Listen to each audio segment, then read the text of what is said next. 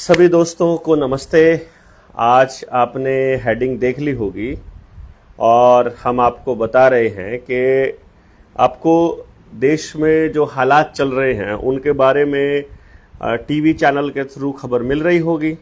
और जितना मैंने अभी तक टीवी चैनल्स को कभी इधर से निकलते हुए कभी उधर से निकलते हुए देखा है, तो मुझे एक चीज़ स्पष्ट हो गई है कि पूरी तरह से झूठ परोसा जा रहा है आप सब लोगों को।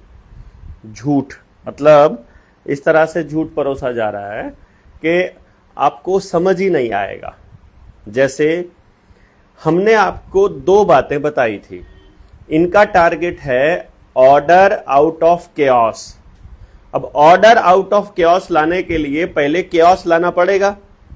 केओस में स्थिति क्या है कि सब कुछ अनियंत्रित दिखाई दे रहा है या अनियंत्रित हो जाए, तो उस वक्त ये लोग कहेंगे कि ये जो स्थिति आपके सामने आ रही है, इस स्थिति का अल्टरनेट एक दूसरा समाधान है और वो समाधान आप नहीं दोगे, वो समाधान देश की जनता डिमांड नहीं करेगी, वो उनके ऊपर थोपा जाएगा।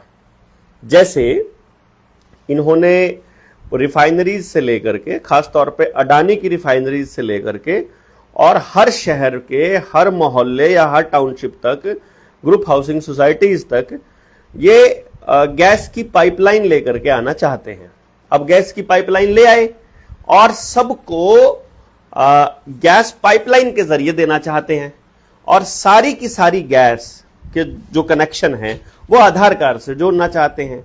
व्यक्ति को एक नंबर में तब्दील करना इनका टारगेट है। हमने आपको बताया ही था कि गैस का कनेक्शन आपको आधार कार्ड से मिलेगा और सिलेंडर को पहले छोटा करने का प्लान है, बाद में इस सिलेंडर को बंद करने का प्लान है। और सिलेंडर नहीं मिल रहे हैं होटल्स और ढाबे वाले को, बाद में कमर्शियल नहीं मिलेंगे, हलवाई को नहीं मिलेंगे, शादी वालों को नहीं मिलेंगे। अभी मीम्स बनने लगे हैं कि हमारे पास आया हुआ था इनविटेशन कार्ड आया हुआ था, उसमें नीचे लिखा हुआ था कि भोजन का समय लिखा था सुबह 12 बजे से सिलेंडर खत्म होने तक, या उसमें लिखा हुआ था कि प्रीति भोज और कंडीशन सप्लाई, कंडीशंस में लिखा हुआ था यदि सिलेंडर मिले तो प्रीति भोज होगा, नहीं तो आपको शादी में लड़का लड़की को आशीर्वाद दे करके चले जाना होगा। ये मीम्स आपको खाली मजाक लग रहे होंगे, लेकिन इनके लिए ये व्यवस्था है, नई व्यवस्था, और आपको समझ में नहीं आ रहा है। इसके 3-4 कारण है कि आप समझ नहीं पा रहे हैं। पहला कारण ये कह रहे हैं सिलेंडर में गैस की आपूर्ति नहीं हो रही है, पर अगर आप कैलकुलेट करके देखोगे तो जो गैस की पाइपलाइन के जरिए जितना भी गैस है उसमें कोई कमी नहीं आएगी। यहां तक कि घर वाली गैस से आप भर लीजिए सिलेंडर ही सिलेंडर, जितने जी करे उतने, कमर्शियल वाले भी, आपके पास अगर वो नोजल है तो आप देखेंगे कि बंद नहीं होगा, कुछ भी बंद नहीं होगा, सिलेंडर खत्म नहीं, गैस खत्म नहीं होगी, आपका बिल बढ़ता जाएगा खाली। इतना बड़ा खेल है ये, और ये खेल आपको पता नहीं कब समझ आएगा कि आप इस चीज को देख पाएंगे कि नहीं देख पाएंगे कि सिलेंडर मिलने में दिक्कत आती है। इसको हाईलाइट किया जाएगा, अखबारों में आएगा, टीवी में आएगा और उसका कारण युद्ध बताया जाएगा। लेकिन लोग आपस में चर्चा करेंगे क्योंकि हमने तो पाइपलाइन वाला कनेक्शन लिया हुआ था, इसलिए कोई दिक्कत नहीं है, और पाइपलाइन का इंफ्रास्ट्रक्चर केवल गौतम अडानी के पास है। अब मैंने आपको जब 4 साल पहले वीडियो हमने बनानी शुरू की, हमारी पुरानी वीडियोस में जिक्र है इनका, नया आजकल हम जिक्र करते हैं आज से 4 साल बाद का, और हमने 4 साल पहले जिक्र किया था आज के हालात का। मैंने कहा कि आपके पास जंगल नहीं है तो लकड़ी नहीं है, आपके पास डंगर नहीं है तो गोबर नहीं है, गोबर नहीं है तो उपले नहीं है, मतलब आपके पास अपना ईंधन नहीं है। यदि आपके पास अपना ईंधन नहीं है और वो गैस कनेक्शन बंद कर दें तो आप खाना कैसे पकाएंगे, इसकी फिलहाल टेस्टिंग चल रही है। और जहां जहां जंगल आधारित व्यवस्था थी वहां पे जंगल काटे जा रहे हैं, इनके ऊपर आधारित व्यवस्था बने ऐसा प्लान किया जा रहा है। पूरा योजनाबद्ध तरीके से स्क्रिप्ट के हिसाब से जंगल और संसाधनों पर कब्जा किया जा रहा है।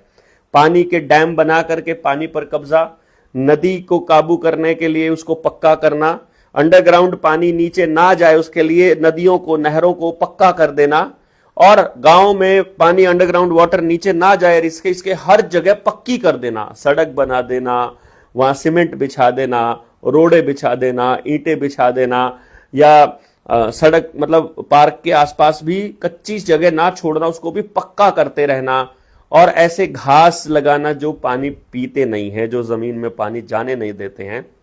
इट्स ऑल प्लान्ड स्ट्रैटेजी कि अंडरग्राउंड पानी मिले नहीं, मिले तो बिजली के बिना नहीं मिले, बिजली का कनेक्शन आधार कार्ड से जुड़ा हो, आधार कार्ड जिसके पास नहीं है वो नहीं पानी ले सकता, और आधार कार्ड है तो वो सब चीजों के साथ कनेक्टेड है, और उसको वैक्सीन लगवानी पड़ेगी, अगली वैक्सीन लगवानी पड़ेगी। उसकी जमीन के कागज उसके पास है नहीं, सारा डेटा ऑनलाइन है, जब चाहे जिसकी जमीन जिसको चाहे कलेक्टर बेच दे, और उसके बाद खाते में डिजिट्स आ जाएं, और उन डिजिट से ही आपको काम चलाना पड़े, और आप उसका कोई विरोध नहीं कर सकते। इस तरह का कानून बना दे, विरोध करोगे तो आधार कार्ड बैन, आधार कार्ड बैन तो बिजली बैन, आपका बैंक अकाउंट बैन, आपके पैन नंबर बैन, आपका गैस का कनेक्शन बैन, आपका पानी का कनेक्शन बैन। पानी आपके जोहड़ में भी नहीं छोड़ा है, उसको ठीक नहीं छोड़ा है, पानी आपका अंडरग्राउंड भी ठीक नहीं छोड़ा है, और वो फैक्ट्रियों का पानी रिवर्स बोरिंग के जरिए नीचे गंदगी में डाला जा रहा है। हर जगह जहां पर आबादी रहती है, पानी साफ सुथरा है, जानबूझकर खराब किया जा रहा है। न्यूक्लियर पावर प्लांट, दूसरी फैक्ट्रियां, डेटा सेंटर, अनलिमिटेड पानी की सप्लाई उनको चाहिए, और वो सेंटर्स भारत में खुल रहे हैं, और भारत के लोगों को इसकी चिंता नहीं है। भारत के लोगों को चिंता दूसरी ही है, कोई और ही चीज उनको परेशान करती है, असल चीजें परेशान नहीं कर रही हैं। यह दुख का विषय है। अब आप इसको किस तरह से लेते हैं, मुझे यह जानना है। क्या ये गैस की जो शॉर्टेज का ड्रामा है, यह आपको समझ में आ रहा है, और इसका सलूशन क्या है? इसके सलूशन के लिए आपको पिछले 2-3 महीने का या पिछले 6-7 महीनों का घटनाक्रम देखना होगा। इंडिया पाकिस्तान के युद्ध का नाटक हुआ, हमने बता दिया कि युद्ध का नाटक हो रहा है, युद्ध का नाटक हो रहा है, और आपने देखा कि युद्ध टल गया, और बस ऑपरेशन सिंदूर जो कि इन्होंने बांग्लादेश में इस्तेमाल करना था, उसका इस्तेमाल होकर के रह गया। बंगाल में इस्तेमाल करना था, वो एक आता था, एक त्योहार होता है बंगाल में जिसमें सिंदूर के साथ ही खेला जाता है। दूसरी चीज, एक खेल इन्होंने खेला आप सब लोगों के साथ में कि H1N1 और निपा वायरस लाने का प्लान किया इन्होंने कहा एक नया वायरस आ रहा है, बहुत डेडलियर है। हमने बताया वायरस डेडलियर नहीं है, कोरोना की लगाई हुई वैक्सीन के साइड इफेक्ट से जब सब लोग सटकने लगेंगे या नई वैक्सीन लगाने के लिए प्रोपेगेंडा रचा जाएगा, तब यह नया वायरस आएगा। यह बात सन 2021 में गांव-गांव जाया करते थे, तब बताया करते थे कि ये 3 वैक्सीन पर नहीं रुकने वाले हैं, चौथी आएगी, 5वीं आएगी और 8 तक जाएगी। यह भी आप लोगों को मालूम है। निपा वायरस के लिए भी नई वैक्सीन आ गई है, ऐसा उन्होंने बोलना चालू किया, किसी ने नहीं लगवाया। लोगों में इतनी अवेयरनेस हुई कि लोगों ने न्यूज चैनल पर जैसे ही खबर चली निपा वायरस की, तो ऐसा धड़ाधड़ पेलना चालू किया उन न्यूज एंकर्स को कि तुम झूठ बोलते हो, बकवास करते हो, झूठी खबरें फैलाते हो, तुमको लानत है तुम पर, तुम बिके हुए हो, दलाल है मीडिया और फार्मा कंपनियों का दलाल बन गया है इस बड़ी बड़े पद पर बैठा हुआ आदमी। तो सब ने पेला वायरस का प्रोपेगेंडा। अगले दिन नहीं आया, सिर्फ एक ही दिन आया, साइंटिस्ट ने दावा किया, फलाने ने, सब पता लग रहा है सारे साइंटिस्ट फ्रॉड, सारा WHO फ्रॉड, सारा वैक्सीनेशन का खेल, सारा मेडिकल माफिया फार्मा कंपनियों का दलाल बन के चल रहा है, सबको पता लग गया। फिर प्रोपेगेंडा आया HPV वैक्सीन का, और वहां पर भी लोगों ने बोल दिया कि ये नहीं लगवाएंगे। मेरे जानकारी में आशा वर्कर्स हैं, आंगनबाड़ी वर्कर्स हैं, हेल्थ डिपार्टमेंट में लगे हुए हैं, नौकरी करते हैं, उन सब ने बताया कि भाई जी क्या कमाल का अवेयरनेस हो रहा है इस देश के अंदर, कितना गजब का काम हो रहा है, आप अंदाजा नहीं लगा सकते। कैंप लगा रहा है पिछले 4 दिन से HPV वैक्सीन का, 0 वैक्सीनेशन हो रहा है हरियाणा में, 0 वैक्सीनेशन। सरकारी कर्मचारियों को जबरदस्ती कहा जा रहा है कि वैक्सीन लगाओ, और अगर वैक्सीन नहीं लगा रहे हो तो तुम लोग अपने बच्चों के कागज तो चढ़वा दो कम से कम। आशा वर्कर्स ने भी अपनी बच्चियों को वैक्सीन नहीं लगवाई एचपीवी वाली, उन्होंने भी क्या किया, सिर्फ डॉक्यूमेंट बनवा दिए और कह दिया डिपार्टमेंट को कि लगा लिए। लगवा नहीं रहा है क्योंकि सबको मालूम पड़ गया है। आंगनबाड़ी वर्करों के शरीर खराब हो गए, आशा वर्कर्स के जितने भी सारे के सारे कोरोना वॉरियर्स के नाम पर, फ्रंटलाइन वॉरियर्स के नाम पर सबसे पहले लपेटे गए थे।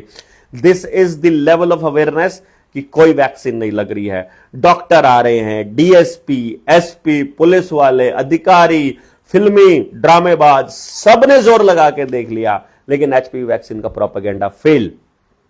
अब यह खेल आता है कि जो सरकार है हमारी जरूरत का सामान हमको नहीं दे रही है, जो हम डिमांड करते हैं वो हम नहीं दे रही है, लेकिन आपको एचपीवी वैक्सीन जरूर दे रही है। अब एचपीवी वैक्सीन को मतलब इसको टेक्निकली किसने बनाया है अगर देखा जाए तो वो बोले कि जी ये तो ना गावी का है। गावी किसका है? बिल गेट्स का है। बिल गेट्स ने आकर के 2 बार इंटरव्यू क्यों दिए हैं साहेब को कि हम वैक्सीन लगवाने वाले हैं? क्योंकि उसकी कंपनी है। तो क्या जो सबको लगाना क्यों जरूरी है भैया? जब कोई फार्मा कंपनी किसी नेता को, सीएम को, पीएम को, किसी भी देश के शीर्ष नेतृत्व को खरीद लेती है, तब वो ऐसे सौदे करती है कि सबको लगाना कंपलसरी है। अगर कोई नहीं लगवाए तो डॉक्यूमेंट में चढ़ाना कंपलसरी है और जितने लगे उसके हिसाब से पेमेंट करनी पड़ेगी आपको। यदि ये वैक्सीन स्वैच्छिक हो जाए, जो कि है कि जो आदमी लगाना चाहे, आप एक काम कर लेते हैं ना, सबके खाते में वैक्सीन की कीमत जो है वो ट्रांसफर कर दीजिए और जिसने लगवानी होगी वो लगवा लेंगे, जिसने पैसे बचाने होंगे वो अपने पैसे रख लेगा। तो कंपनी को डायरेक्ट पेमेंट बंदा लगवाने वाला ही कर दिया करेगा। लेकिन ये नहीं होगा। कंपनी को आपके खून पसीने की, आपके टैक्स की कमाई देने का प्रॉमिस किया जा चुका है, इसीलिए एचपीवी वैक्सीन का प्रोपेगेंडा है, इसीलिए डिजिटल मीटर्स का, स्मार्ट मीटर्स का प्रोपेगेंडा है, इसीलिए सीबीडीसी को प्रोपेगेट किया जा रहा है। बैंक जब उड़ेंगे, इंटरनेट जब उड़ेगा, आपका सारा डेटा जब उड़ेगा, तब आप क्या करेंगे? आपका सारा पैसा गायब हो चुका होगा, तब आप क्या करेंगे? अभी तो आपको खबरें मिलेंगी कि इस गांव में पानी की टेस्टिंग हुई, पानी खराब मिला और आपको पानी के नए नए कैंपर्स आएंगे, पानी के नए टैंकर्स भी आएंगे, पानी के नए वहां पर वो साफ करने वाले बोले कि यहाँ पे ना वो लगा दिया है, आरओ लगा दिया है, ऐसा कुछ लगेगा और गांव गांव जाकर के पानी की सप्लाई देंगे। क्यों? क्योंकि पानी पर कंट्रोल करना प्रोपेगेंडा है, इनका टारगेट है। कॉल स्क्वाब ने नरेंद्र मोदी को धमकाया था और स्विट्जरलैंड की मीडिया में छपा था बकायदा। उन्होंने कहा था कि ये इंडिया वाले क्या कर रहे हैं, पानी की राशनिंग शुरू क्यों नहीं करी? जैसे तुम खाने की राशनिंग कर चुके हो, 85 करोड़ लोगों को भिखारी तुमने बना दिया बहुत अच्छे से, तो तुम पानी को भी इस तरह से कंट्रोल क्यों नहीं कर पा रहे हो? तो वो बोले कि रेन वाटर हार्वेस्टिंग का सिस्टम चला हुआ है तो उसको रोको। गांवों के पास पानी नहीं होना चाहिए, किसी के पास भी, उससे ना कोई फसल उगा पाएगा और ना ही कोई जी पाएगा बिना पानी के। फिर पानी गांव में अवेलेबल नहीं होगा, पानी अवेलेबल होगा फिर उधर क्या नाम, दिल्ली के नजदीक जो केएमपी के आसपास बड़े बड़े ये छोटे बड़े ऊंचे ऊंचे वो कबूतर खाने बने हुए हैं, वहां पर पानी अवेलेबल होगा। और वहां अगर पानी होगा तो फिर आपको शिफ्ट होना पड़ेगा। पूरी दुनिया के अंदर एक बड़ा माइग्रेशन फिर से अस्तित्व में आएगा। इसके लिए आपको क्या करना होगा, ये जो ऑनलाइन रजिस्ट्रियां हो रही हैं इनका कंट्रोल ग्राम सभा को वापस लेना होगा। ग्राम सभा तय करेगी कि उनको क्या करना है, आसपास फैक्ट्री लगनी है नहीं लगनी है, कौन सी फैक्ट्री भगानी है, कौन सी फैक्ट्री वहां रहनी है। परंतु ग्राम सभा को इस तरह की चीजें, इस तरह के आदेश देने का अधिकार है, ये बात ग्राम सभा के मेंबर्स को ही नहीं पता है, किसी को ग्राम सभा का ही नहीं मालूम है। अरे भाई, आप गांव के साथ जुड़कर नहीं रहोगे तो आपको ग्राम सभा का पता कैसे चलेगा? जैसे किसी गांव में 18 साल से ऊपर के 1000 युवा हैं, मतलब युवा, बुजुर्ग और जितने भी लोग हैं 18 साल से ऊपर के, उनकी वोट बनी हो या ना बनी हो, वही मालिक हैं गांव के असलियत में।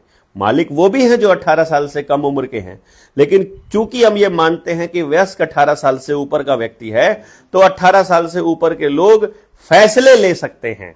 ये बात मैं आपको बता रहा हूं। 18 साल से नीचे का व्यक्ति गांव के मसलों पर फैसले नहीं ले सकता।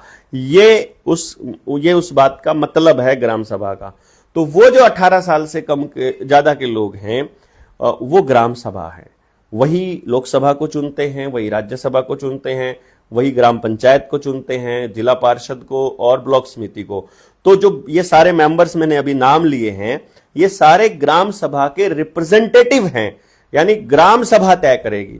और जब तक 70% लोग इकट्ठे नहीं होंगे तब तक ग्राम सभा नहीं मानी जाएगी। और 70% लोग इकट्ठे ना हो, इसीलिए जातिगत लड़ाइयां करवाई जाती हैं, प्रोपेगेंडे करवाए जाते हैं, टीवी के ऊपर दंगे दिखाए जाते हैं, हर समय डर का माहौल बनाया जाता है, खाना सप्लाई किया जाता है, पेंशन सप्लाई की जाती है, नौकरियों में सिफारिशों का खेल चलता है या पेपर का खेल चलता है, ताकि पूरा समाज टूटा रहे और अपनी दौड़ में दौड़ता रहे और बैठकर अपने गांव के लिए, अपनी आने वाली पीढ़ी के लिए कुछ भी नई नीति बनाने का या उसके ऊपर सोच विचार करने का या काम करने का समय उनको ना मिले।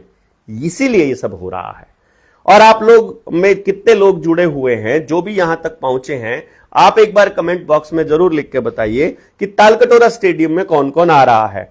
आप लोग आने का प्लान कर रहे हो क्या? विद फैमिली आ रहे हो ना? क्योंकि बहुत से लोग जो हैं अभी तक मालूम नहीं है कि तालकटोरा स्टेडियम में कोई कार्यक्रम हो रहा है। और हमने ये प्लान किया है कि अब जो प्रचार है वो आपके जिम्मे होगा। आप अपने रिश्तेदारों को बोलेंगे कि भाई ये एक ऐसा कार्यक्रम है जो हमारे बच्चों की जिंदगी बदल देगा। जिन लोगों ने बेसिक ट्रेनिंग कर रखी है, वो जिनको मैनुअल ट्रेनिंग करनी है, उनको तो विद फैमिली आना ही आना है।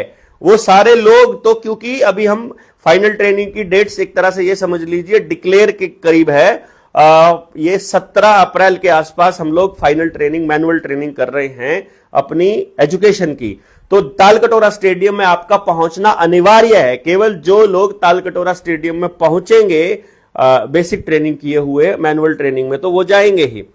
दूसरा, जो मोर्चे के साथी हैं, जो हम टीम 1000 बना रहे हैं, जो उन सब लोगों को अपने अपने रिश्तेदारों को भी लेकर के आना इसलिए जरूरी है क्योंकि बच्चे को माहौल आप अकेले दम पर नहीं दे सकते हैं। आप अपनी बहन के बच्चे, आपके मामा के बच्चे, आपके साले के बच्चे, आपके जीजा के बच्चे, आपके बुआ के बच्चे, इन सब लोग, ये सब जो बच्चे हैं, उन सब के साथ एक फैमिली के रूप में रहना है। तो हमारे सारे पेरेंट्स के पास इन सब की समझ होनी चाहिए कि पेरेंटिंग में छोटी छोटी गलतियां क्या होती हैं।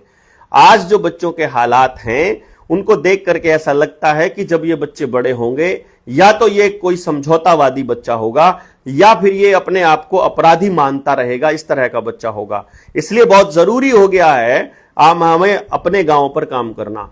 ये तो मस्ट है। और जो कनेक्टेड लोग हैं, जो कनेक्टेड है, वो समझ जाएंगे मैं किससे कनेक्टेड, कौन से कनेक्टेड लोगों की बात कर रहा हूं। उन कनेक्टेड लोगों के लिए ये मैसेज है, जब तक आप औरों के लिए काम नहीं करेंगे, इस कनेक्शन का लाभ आपको नहीं मिलेगा। आप देख लीजिएगा, आप जब जब सोसाइटी के लिए काम करेंगे तभी आपके मन को शांति पड़ेगी, नहीं तो एक बेचैनी चालू हो जाएगी यदि आप केवल अपने विषय में और अपने बच्चों के विषय में सोचते रहेंगे तो। इसलिए सोसाइटी के लिए करना आपकी मजबूरी है। कुछ लोगों को लगता है कि हम लोग कोई चीज प्राप्त करने के लिए लगे हुए हैं।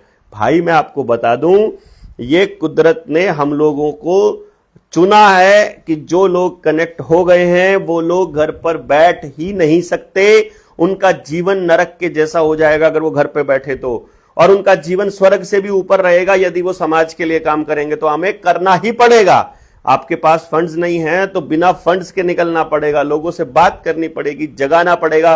वो आवाज हर जगह से गूंजनी चाहिए। इस तरह के हालात हमको लाने पड़ेंगे ताकि हम कभी जब एक बात पहुंचाना चाहें तो एक झटके में हर गांव तक पहुंच जाए।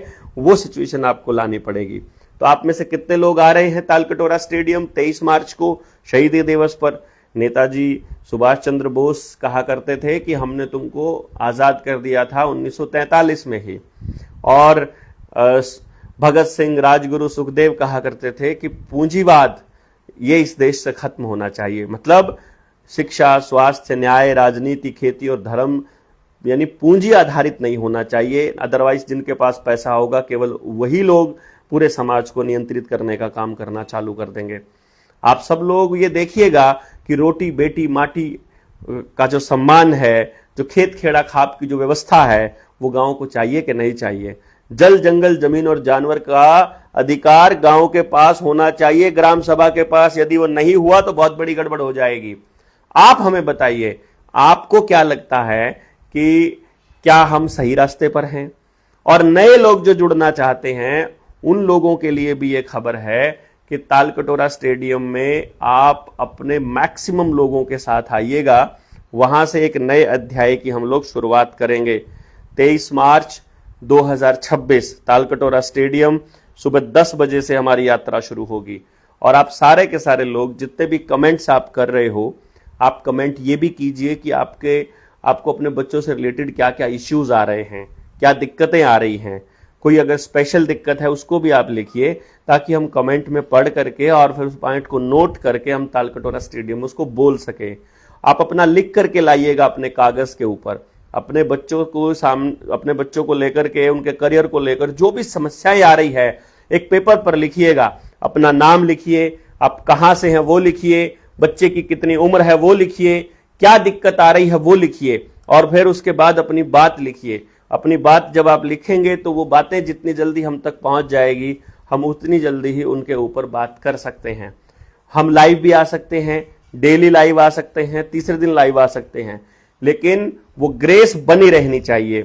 तो हमने ये वीडियो इसलिए बनाई थी, हमने ये इसलिए लाइव आए थे, इसलिए हम आपको ये बता रहे थे कि अभी हालात और बेकाबू दिखाई देंगे, लेकिन ये कंट्रोल्ड केओस है। जैसे आतंकवाद कंट्रोल्ड होता है, एक आतंक की घटना अखबार में छापकर, टीवी पर दिखाकर, दहशत फैलाकर, इसके 3-4 फायदे होते हैं। पहला फायदा यह होता है हमारा नर्वस सिस्टम बिल्कुल फ्लाइट और फाइट के मोड में रहता है, जिसकी वजह से हम रिकैलिब्रेट नहीं कर पाते अपने ब्रेन को, कुदरत से आ रहे मैसेजेस नहीं देख पाते और हमारे मन में शांति नहीं आती। तो हमारी एनर्जी को हार्वेस्ट करना बहुत आसान है। हम उस मोड में रहेंगे तो इन लोगों के कंट्रोल में रहेंगे, कंट्रोल इनको करना ही है। नंबर 2, इस तरह का माहौल रहेगा तो हमें लगेगा कि हमारी, उसके बाद ये बताएंगे कि नहीं कैबिनेट ने ये फैसला लिया है, फलाना लिया, ढमकाना लिया।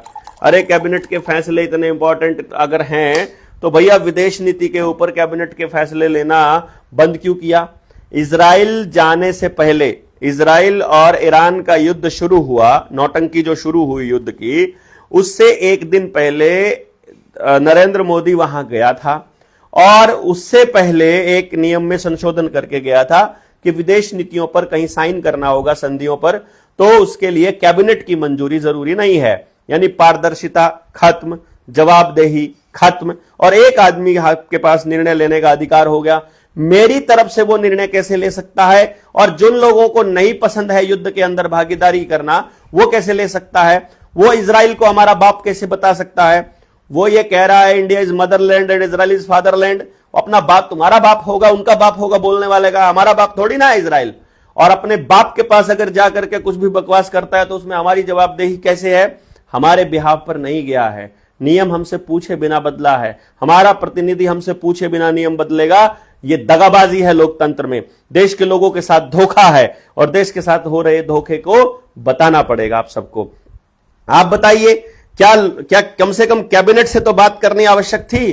कैबिनेट से तो पता होना चाहिए, कैबिनेट को तो मालूम होना चाहिए था वो क्या करने वाला है। लेकिन गया और अचानक से किसी भी कागज के ऊपर दस्तखत करके आ गया, और आपको पता भी नहीं है कि उसने अपने देश को बेच दिया उनके हाथों। यही बिकवाली चल रही है और पूरी तरह से नियंत्रण करने के चक्कर में है। जिन जिन लोगों को पूरे देश में यह बातें समझ में आ रही हैं वो समझ लीजिए, उलगुलान का समय निकट है, क्रांति का समय निकट है, फेरबदल का समय निकट है। बहुत भारी फेरबदल होने वाला है। व्यवस्था को वो लोग बदलने वाले हैं, इस व्यवस्था को ढहा करके, और आपके मुताबिक व्यवस्था बनानी होगी तो आपको संगठित रहना, अपने गांव को संगठित करना पड़ेगा। जागरण के लिए दिन रात निकलना पड़ेगा। हमारे राजू कुंडू भाई है टिटोली से, साइकिल पर, अपनी मोटरसाइकिल के ऊपर स्पीकर लगाकर पूरे गांव को ऐसे जागरूक कर दिया कि 1 महीने से दिन रात, और अब पूरा गांव समझ गया कि हां तुम ठीक कहते थे। मैं कहता हूं ऐसे जाबाज लोगों की जरूरत है जो लोग अपने गांव को बचाने के लिए समझने के बाद इतना दिलो जान से लग गए हैं। अपने अपने गांव पर सबको काम करना है, किसी को भी मेरे गांव पर काम नहीं करना, मेरे लिए काम नहीं करना, अपने गांव के लिए काम करना है। बस हमें वो बातें करनी आ जाए, हमें उन मुद्दों पर बात करनी आ जाए, कोई बकवास कर रहा है उसको हैंडल करना आ जाए, पहचानना आ जाए। एक बात का बस आपको ध्यान रखना है, यदि किसी व्यक्ति का कभी भी जिंदगी में, आप इसको समझिएगा, पहले कभी यानी कि ये समझिए कि 19 से पहले किसी व्यक्ति का यदि आरएसएस और भाजपा से संबंध रहा है और 2019 के चुनाव के बाद भी उसका संबंध आरएसएस भाजपा से है, वो आदमी भरोसे लायक नहीं है। बस ये समझ लीजिएगा, क्योंकि किसी व्यक्ति को 2014 में समझ में नहीं आया होगा, 2014 से लेकर 2019 में समझ में नहीं आया होगा, वो 19 के बाद 2020 के बाद तो क्लैरिटी हो गई होगी। और आज तो सबको पता है कि इन पार्टियों में बैठे लोग सारे दगाबाज हैं, लेकिन सबसे दगाबाज लोग जिन्होंने देश के साथ धोखा किया है वो आरएसएस और बीजेपी से हैं। और आरएसएस बीजेपी में जो आए हुए लोग हैं वो बैकग्राउंड कांग्रेस का है। तो कांग्रेस आज के टाइम तो अमच्योर पार्टी की तरह बिहेव करती है और दूसरी पार्टियों को प्रमोशन इसलिए दिया जा रहा है ताकि अपोजिशन की वोट बांटी जाए और सिर्फ दो ध्रुवीय राजनीति करी जाए और बाकी सारी की सारी पार्टियां एक तरफ और एक पार्टी एक तरफ। इसी खेल खेला जा रहा है। आपको ये खेल समझ में आ रहा है कि नहीं आ रहा है? यदि नहीं आ रहा है तो जल्दी से समझ जाइए, क्योंकि इस खेल को जहां से खेला जा रहा है उसका नाम है वर्ल्ड इकोनॉमिक फोरम। और वहीं पर बैठे हैं वो लोग जो ऑर्डर आउट ऑफ केओस लाना चाहते हैं, जो केओस भी लाते हैं और ऑर्डर भी लाते हैं, जो आतंकियों को फंडिंग करते हैं और फिर युद्ध के नाम पर, पड़ोसी मुल्कों से युद्ध के नाम पर दोनों मुल्कों को हथियार वही बेचते हैं, जो पहले आपको कचरा देते हैं खाने के अंदर डाल करके, जो पहले आपको खेत में डाल करके केमिकल्स देते हैं खेत में डालने के लिए, जो पहले आपके बीजों को खराब करते हैं, फिर जब उनसे आप बीमार होते हो तो उसकी दवाई बनाते हैं, वो बेचते हैं। और वही फिर जिस बीज में बीमारी आ जाए उसके लिए फिर दवाई भी वही लोग बनते हैं। जो पहले आपके कंप्यूटर के लिए एंटीवायरस डिजाइन करते हैं, फिर उसके बाद वायरस डिजाइन करते हैं और इंटरनेट के जरिए वायरस आपके कंप्यूटर्स में आता है, फिर आप एंटीवायरस खरीदते हैं। वही आपको प्रॉब्लम देते हैं और फिर प्रॉब्लम के सलूशन के रूप में एक और प्रॉब्लम देते हैं और फिर उसके सलूशन के रूप में एक बड़ी प्रॉब्लम देते हैं और प्रॉब्लम बड़ी होते होते फिर आपको किसी तरह से कंट्रोल करके, आपकी गर्दन को दबोच करके आपको विस्थापित भी करते हैं, गरीब भी करते हैं, बर्बाद भी करते हैं, लड़ाते भी हैं और कमजोर भी करते हैं और आप कंटिन्यूअसली कमजोर होते रहें इसको सुनिश्चित भी करते हैं। यही आपको समझना है। क्या आप इस खेल को समझ पाते हैं? यदि नहीं समझ पाते हैं तो समझ लीजिए जितना जल्दी हो सके, और यदि समझ पा रहे हैं तो बहुत अच्छी बात है। That's a wonderful news. आप बस इतना देखिएगा कि इस पूरे प्रकरण को किस तरह से लेते हैं। मैं ये वीडियो जो बनाने का मकसद था वो आप सब लोगों को ये बताना था कि जितनी भी खबरें टीवी पर चल रही हैं ये सारा प्योर प्रोपेगेंडा है और इस टीवी पर चल रही गेम के जाल में आपको नहीं फंसना है और कमेंट में लिखते जाना है। न्यूज चैनल की कोई खबर आ जाए, इस कमेंट में लिख दीजिएगा ये ड्रामा नहीं चलेगा, हमको युद्ध नहीं चाहिए, देश युद्ध नहीं मांग रहा है, हमें जवाबदेही चाहिए, पारदर्शिता चाहिए, इसमें कमिटमेंट चाहिए, देश के लोगों का से होना चाहिए, उनसे पूछे बिना निर्णय नहीं होने चाहिए। ये हमको तय करना है, ये हमको पूछना है, ये उनको कहना है और ये तभी संभव हो पाएगा जब हम सब लोग इस दिशा में एक साथ मिलकर के बात करेंगे। बात तो हम तब करेंगे जब हम चीजों को समझेंगे तब जब हम इन पर विचार करेंगे। एक बार नजर दौड़ाइएगा, आपके बोलने का बहुत फायदा हुआ है। यदि हम लोग बाकी संगठनों की तरह रुक जाते, हम कोरोना की वैक्सीन पर लगातार बोले हैं और हमारे बोलने को लोगों ने यह भी कहा अब तो वैक्सीन की बात का पीछा छोड़ दो, और मैंने ये कहा था नहीं, अगला वायरस लेकर आएंगे, अगली वैक्सीन लेकर आएंगे, वहां पर इनकी क्रेडिबिलिटी खत्म करने के लिए आज बोलते रहना जरूरी है। हो सकता है आज लोग यकीन हम पर नहीं कर रहे हो, लेकिन जिस टाइम पे ये होता दिखाई देगा तब हम बताएंगे आपको। अब मैं आपको बता रहा हूं, सोशल क्रेडिट स्कोर लेकर आना चाहते हैं, ये आपका पैसा स्कोर में लेकर आए। अभी तो क्या है कि आप पैसा लेते हो, सिविल स्कोर को ये लोग क्रेडिट स्कोर बोलते हैं, बाद में इसका नाम सोशल क्रेडिट स्कोर रख देंगे। पेड़ लगाने पे आपको पॉइंट मिलेंगे, पेड़ काटने पर आपके पॉइंट कटेंगे, गाड़ी चलाने पर आपके पॉइंट कटेंगे, पेट्रोल की गाड़ी पे ज्यादा कटेंगे, डीजल की गाड़ी पे और ज्यादा कटेंगे, सीएनजी पर कम कटेंगे और इलेक्ट्रिक पर बिल्कुल नहीं कटेंगे। ये हर शहर के अंदर ये बॉम्ब रखना चाहते हैं, प्लांट करना चाहते हैं। बॉम्ब मतलब इलेक्ट्रिक गाड़ियां, इलेक्ट्रिक का सामान, जिस भी चीज में एलईडी है, ये स्मार्टफोन जितने आप देख रहे हैं, ये आपके फोन जहां आप सुन रहे हो, आपके घर में रखा हुआ टीवी, कंप्यूटर, लैपटॉप, आपकी एलईडी की लाइटें, आपकी गाड़ी की हेडलाइट, ये सारी की सारी जो भी एलईडी हैं, ये एक ईएमपी से उड़ जाएंगी। एक ईएमपी से पूरे एरिया के अंदर धमाल मचेगा। वो कहेंगे फ्लक्चुएशन आ गई। पहले भी आया करती थी। जब फ्लक्चुएशन आया करती थी, किसी के गंडासे की मोटर यानी चाकी की मोटर सड़ती थी, किसी के पंखे सड़ते थे, किसी के बल्ब फूटते थे, किसी के स्पीकर खराब होते थे, ये टेप रिकॉर्डर हुआ करते थे। बिजली की जो आइटम उस वक्त काम कर रही होती थी सब उड़ जाया करती थी। आपने वो देखा होगा, जिनकी उम्र 40 से ऊपर है, उनके गांव में ट्रांसफार्मर से वो कहते थे फ्लक्चुएशन आ गई, डबल फेस हो गया और सारे इलेक्ट्रॉनिक के जितने भी इलेक्ट्रिसिटी के वो थे वो सब उड़ जाया करते थे। ये एक्सपेरिमेंट शुरू से करते आ रहे हैं। अभी भी ये चलते चलते गाड़ियां ब्लास्ट हो जाती हैं। कोई चार्जिंग पे लगी हुई ब्लास्ट हो रही है, इवन कोई चार्जिंग पे भी नहीं लगी हुई थी, सिर्फ पार्किंग में खड़ी हुई थी। क्यों?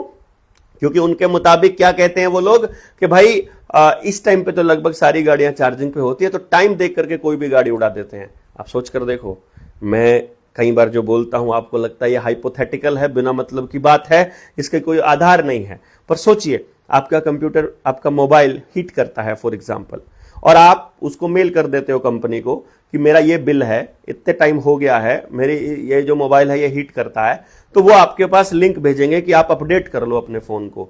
फोन पे एक अपडेट का लिंक आएगा, वो अपडेट आप इंस्टॉल कर लोगे।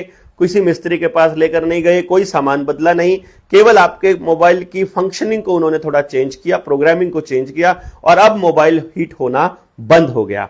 अब आपका मोबाइल एकदम ठीक चल रहा है। यदि एक अपडेट से मोबाइल हीट होना बंद हो सकता है, तो एक अपडेट से मोबाइल हीट होना शुरू भी तो हो सकता है, और उस किसी एक अपडेट से मोबाइल को मन चाहे समय पर ब्लास्ट भी तो किया जा सकता है। इसकी टेस्टिंग उन्होंने कब की थी? आज से साल पहले आपने देखा होगा, आपके मोबाइल पर अचानक से एक साउंड आती थी, पी ऐसा करके एक बड़ा बजर सी साउंड आती थी, और आता था कि अभी बादल जो है गरजेंगे, अभी बारिश होगी या यहां पर ये होने वाला है। ऐसा कुछ सुना होगा आप लोगों ने।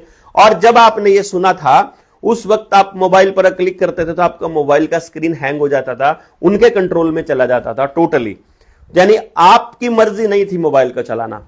मींस आपके मोबाइल में क्या आएगा, क्या जाएगा और इसको चलाना सब कुछ मोबाइल कंपनी के हाथ में है। और मोबाइल कंपनियों किसकी है?